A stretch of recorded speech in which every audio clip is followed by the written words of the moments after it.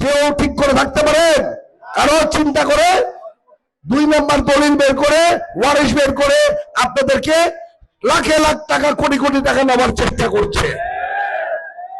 আমি বলে যাই, আমি আপনাদের সন্তান, এই ভূতার সন্তান, এইসব করে বলে যাই, আপনাদেরকে কেউ যদি এমন কিছু করে আমাকে বলবেন, আমি দরকার পড়লে আপনাদের সাথে দেখে তাদের হাত দরকার পড়লে ভেঙে দিব। কোন প্রকার কোন অস্ত্রের জঞ্জনানি আর আপনারা শুনবেন না ইনশাল্লাহ। আজকে এখন বহু কষ্টের বিনিময় আমাদের সন্তান, আপনাদের সন্তান, বাংলাদেশের সন্তান কাদের সন্তান? আপনাদের সন্তান না? 5 তারিখের আগে দেখেছিলেন না হেলিকপ্টার দিয়ে গুলি করে মারতে? কেন মেরেছে জানেন?